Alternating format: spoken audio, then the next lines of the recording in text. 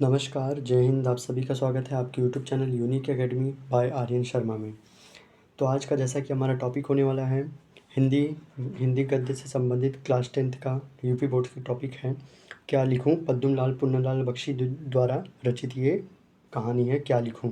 आज हमें देखना है लेक्चर नंबर 1 में पद्मलाल पुन्नालाल बख्शी जी का जीवन परिचय, और लेक्चर नंबर 2 में हम करेंगे इंपॉर्टेंट गद्यांश सारे। ठीक है, तो लेक्चर नंबर 1 स्टार्ट करते हैं। और मैं आशा करता हूँ वीडियो अंत तक देखिएगा। अगर वीडियो अच्छी लगी आपको तो लाइक कर दीजिएगा, चैनल को सपोर्ट करिए सब्सक्राइब करके, अपने दोस्तों को भी वीडियो शेयर करिए। तो चलिए वीडियो कंटिन्यू करते हैं, और जितनी भी पुरानी प्लेलिस्ट मौजूद हैं वहाँ पे जाके आप पुरानी वीडियो लेक्चर्स आप देख सकते हैं। तो जैसा कि पद्मलाल पुन्नालाल बख्शी जी का जीवन परिचय हमें बहुत इंपॉर्टेंट है और एग्ज़ाम्स में पूछा जाता है, काफ़ी बार आ चुका है। तो यहीं स्टार्ट करते हैं वीडियो को। जैसा कि आपको मैं पहले भी बता चुका हूँ, जीवन परिचय लिखने के 4 चरण होते हैं। पहले उनका एक बॉक्स में बना के एक उनका संक्षिप्त जीवन परिचय दीजिए, मतलब शॉर्ट में एक जीवन परिचय उनका दीजिए। फिर जीवन परिचय थोड़ा अपने भाषा के रूप में लिखिए, फिर आप रचनाएँ, फिर साहित्यिक परिचय, साहित्यिक विशेषताएँ, फिर वो उनकी भाषा और शैली।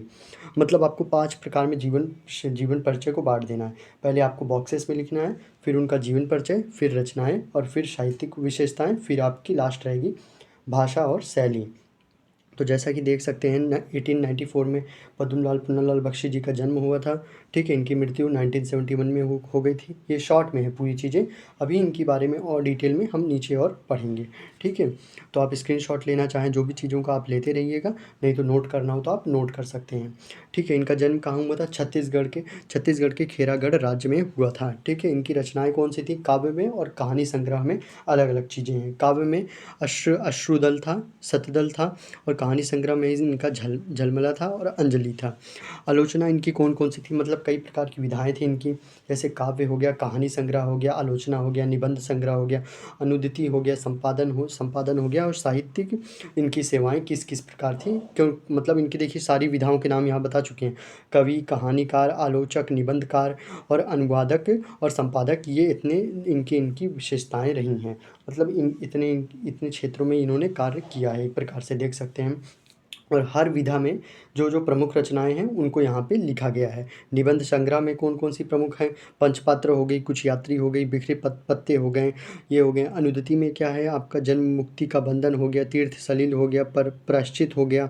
संपादन में आप देख सकते हैं सरस्वती और छाया इनकी संपादन पत्रिकाएं रही हैं। ठीक है, और देखिए इनकी भाषा भाषा कौन सा प्रयोग करते थे? मतलब अधिकतर जो भी इन्हें रचनाएँ लिखते थे, जो भी इनकी जो भी चीज़ें होती थी वो किस भाषा में होती थी? तो होती थी संस्कृत, अंग्रेजी तथा उर्दू में उर्दू से के प्रचलित शब्दों से युक्त शब्द शुद्ध तथा परमर्जित खड़ी बोली का प्रयोग करते थे। मतलब संस्कृत, उर्दू और अंग्रेजी भी इनकी कहानियों में देखा जा सकता था। ऐसी बोलियाँ ये प्रयुक्त करते थे, और खड़ी बोली का काफ़ी ज़्यादा इन्होंने कहानियों में और काव्यों में सब जगह प्रयुक्त किया है एक प्रकार से।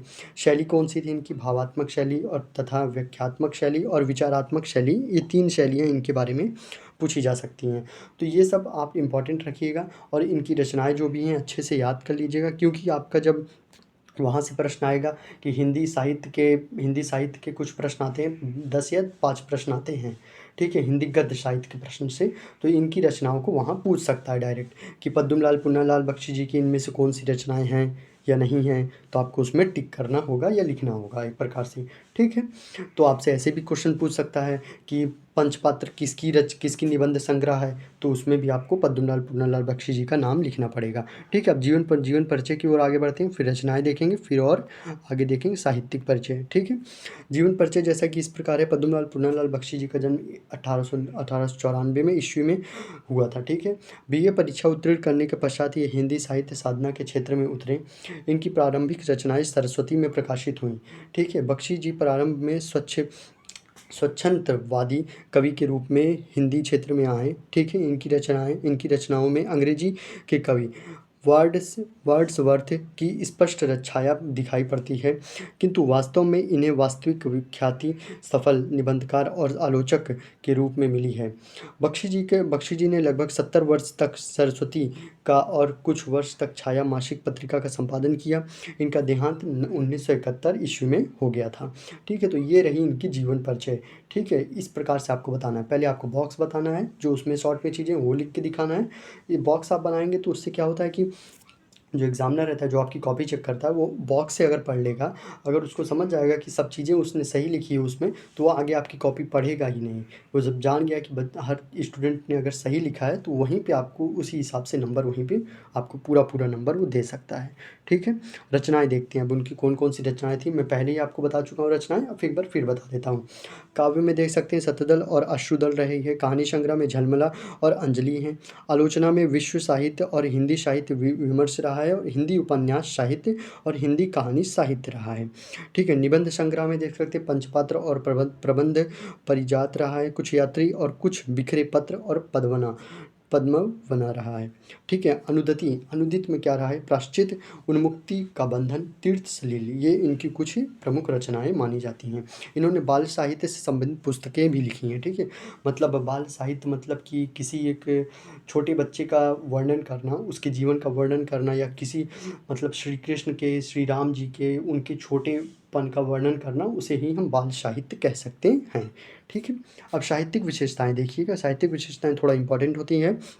स्क्रीनशॉट आप लेना चाहें तो लेते रहिए, लिखना हो तो आप लिख सकते हैं। वीडियो अच्छी लगी तो लाइक कर दीजिए, अपने दोस्तों के साथ भी शेयर कर दीजिएगा। ठीक है, साहित्यिक विशेषताएं देखते हैं। बख्शी जी द्विवेदी युग के, देखिए ये भी बहुत इंपॉर्टेंट क्वेश्चन बना, द्विवेदी युग के प्रमुख साहित्यकार हैं, द्विवेदी युग के हैं। ठीक है, इसको भी आप ध्यान रखिएगा। द्विवेदी युग के प्रमुख साहित्यकारों में अपना विशिष्ट स्थान रखते हैं। इनके आलोचनात्मक ग्रंथों में भारतीय एवं पाश्चात्य समीक्षा सिद्धांतों में सामंजस्य स्थापित करने का प्रयास किया गया है। निबंध लेखन के रूप में बख्शी जी एक विशिष्ट शैलीकार के रूप में मान्य हैं। अपने जीवन, धर्म, समाज, दर्शन, संस्कृति और साहित्य आदि विभिन्न विषयों पर, अब इसके आगे की और बातें देखते हैं, विषयों पर उच्च कोटि के ललित निबंध लिखे हैं। ठीक है, जिसमें नाटकीय रमणीयता के साथ साथ कहानी की मनोरंजकता प्राप्त होती है। यत्र तत्र शिष्ट तथा गंभीर व्यंग विनोद अपने निबंधों में विशेष गुण प्रदान करते हैं। मतलब इनकी जो भी कहानी में विशेषताएं रही हैं, साहित्यिक में विशेषताएं रही हैं, वही इनमें साहित्यिक विशेषताओं में आपको बताना पड़ेगा। ठीक है, अच्छे से अगर आप लिख के आएंगे, थोड़ा मतलब साहित्यिक विशेषताएं ऐसी नहीं कि आपको 10 लाइन लिख देनी है। साहित्यिक विशेषताएं 5 से 6 लाइन, बस इतना लिखेंगे, वो एग्जामिनर आपका खुद ही समझ जाएगा कि हाँ मेन पॉइंट्स इसने लिखे हैं। ठीक, तो इस तरह अच्छे से करके आइएगा। भाषा और शैली देखते हैं, लास्ट टॉपिक रहेगा। भाषा भाषा और शैली। बख्शी जी के गद्य की भाषा अत्यंत ही शुद्ध परमर्जित खड़ी बोली थी। मैंने आपको भाषा पहले भी बता चुका था, यहाँ आप बॉक्स में देखेंगे तो आपको भाषा और शैली के बारे में शॉर्ट में ही मैं पहले आपको बता चुका हूँ। ठीक है, फिर से यहाँ पे डिटेल में हम थोड़ी और बातें कर लेंगे। ठीक, आप अच्छे से देख लीजिए और स्क्रीनशॉट भी लेते रहिएगा। ठीक है, मुहावरों और कहावतों के प्रयोग ना होने से भाषा में कुछ गंभीरतियाँ आ गई है। गंभीर मतलब कि मुहावरे जब प्रयोग करते हैं तो आपकी भाषा ऐसी लगती है कि कुछ गंभीर बातें नहीं कर रहे हैं, मुहावरों में ही आप सारी गंभीर बातें आप व्यक्त कर देते हैं। पर जब आप मुहावरों को नहीं बताते हैं, मुहावरों को नहीं प्रयोग करते हैं, तो आप जो गंभीर बातें बोलना चाहते हैं वो आप डायरेक्ट बोलते हैं। ठीक है, तो इनकी रचनाओं में देखने को मिला है। ठीक है, इनकी शैली को आलोचनात्मक और ललित दो कोटियों में विभक्त कर सकते हैं। आलोचनात्मक शैली में गंभीरता के साथ साथ गहन अध्ययन और चिंतन की स्पष्ट छाप है। ललित शैली का दर्शन इनके ललित निबंध तथा आत्मकथा में दिखाई पड़ता है, जिसमें स्थान स्थान पर नाटकीय शिष्ट और संयमित हास्य व्यंग लाने का प्रयास किया गया। हास्य व्यंग समझिए, मतलब कि चुटकुले या मतलब हंसी लाने का एक तरह से कहानी में प्रयास किया गया है। ठीक है, इस प्रकार बख्शी जी हिंदी ललित निबंधों की एक नई शैली लेकर पाठकों के समक्ष आते हैं। तो ये रही पद्मलाल पुन्नालाल बख्शी जी का जीवन परिचय। ठीक है, तो ये लेक्चर नंबर 1 था। अगर आपको वीडियो अच्छा लगा हो तो लाइक कर दीजिएगा, अपने दोस्तों के साथ भी शेयर कर दीजिएगा। अब कंटिन्यू आपके लिए पूरा वीडियो लेक्चर, जितने भी टॉपिक्स हैं आपके 6-7 जितने चैप्टर हैं, सारे वीडियो लेक्चर्स अपलोड कर दिए जाएंगे। प्लेलिस्ट में 4 वीडियो लेक्चर्स पहले ही गद्य टॉपिक के अपलोड हैं। पहले हम गद्य टॉपिक पूरा कंप्लीट करा देंगे, फिर संस्कृत, और फिर हम काव्य पे आएंगे। काव्य थोड़ा लंबा टॉपिक है क्योंकि वहाँ 13 चैप्टर मौजूद हैं। ठीक है, तो इस वजह से काव्य को ज़्यादा समय देना पड़ेगा। पहले गद्य के सारे टॉपिक करवा देंगे, फिर आपके संस्कृत के, फिर आपके काव्य के सारे टॉपिक करवा जाएंगे।